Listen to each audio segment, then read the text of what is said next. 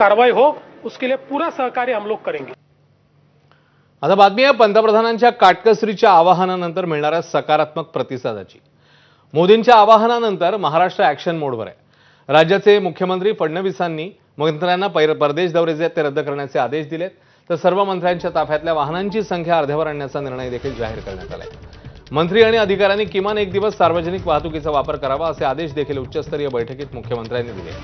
तर कायम ॲक्शन मोडमध्ये असणारे उपमुख्यमंत्री एकनाथ शिंदे यांनीही इंधन बचतीकरता इलेक्ट्रिक कारचा पर्याय निवडलाय। तर नितेश राणेंनीही लवकरच इलेक्ट्रिक कार खरेदी करण्याचा निर्णय घेतलाय। परकीय चलन वाचवण्यासाठी आणि इंधन बचतीकरता पंतप्रधानांनी देशाला काटकसरीचं आवाहन करताना काही मुद्दे मांडले होते।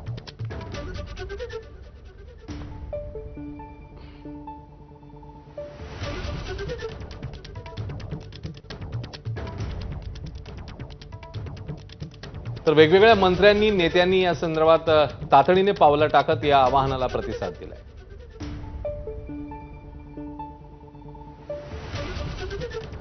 तर पंतप्रधानांनी केलेल्या आवाहनाबाबत मुख्यमंत्र्यांनी काय म्हटलं नेमकं बघूया।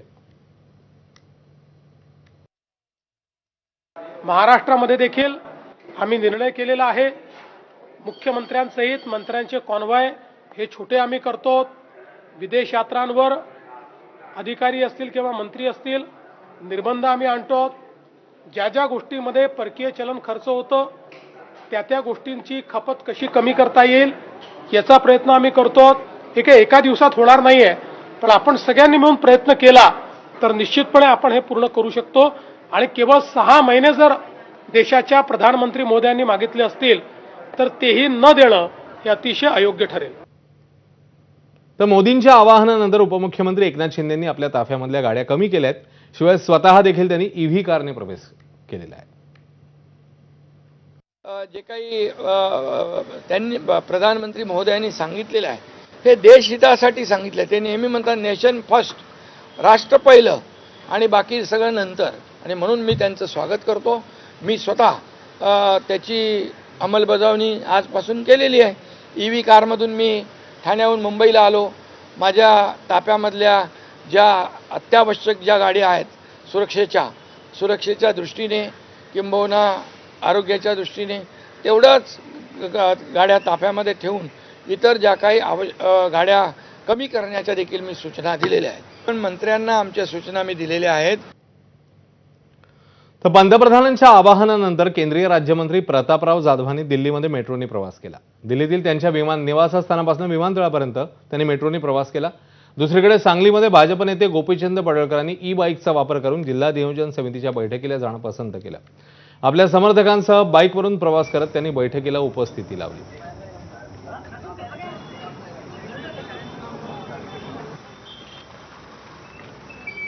तर देशाच्या जनतेला काटकसरीचं आवाहन करणाऱ्या पंतप्रधान मोदींनी स्वतःपासूनच निर्णयाची अंमलबजावणी सुरू केली आहे। मोदींनी थेट स्वतःच्या ताफ्यात कपात केली। मोदींच्या ताफ्यात अवघ्या 2 गाड्या दिसून आल्या।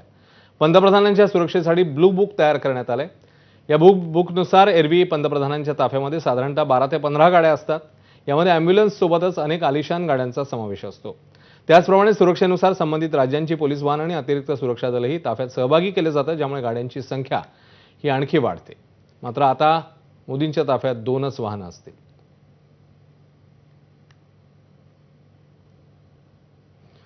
पंतप्रधानांचा ताफा नेमका किती वाहनांचा असतो, कसा असतो ते पाहूया। पंतप्रधानांच्या ताफ्यात अंदाजे 12 ते 15 गाड्या असतात।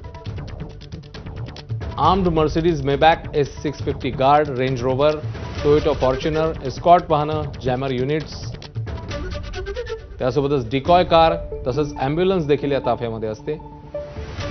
तर सुरक्षेसाठी 14 ते 17 वाहनं तैनात असतात। त्यामुळे हा ताफा अनेकदा 30 ते 40 एकूण संख्या होते गाड्यांची तिथपर्यंत पोहोचतो। आणि आपल्या आवाहनानंतर स्वतःच त्यांनी ते आवाहन केलं होतं, त्यानंतर त्यांनी त्याला प्रतिसाद स्वतःपासूनच सुरुवात करत अंमलबजावणी करत दिला आणि त्यांच्या ताफ्यात आता अवघी 2 वाहनं आहेत। आता पुढची बातमी।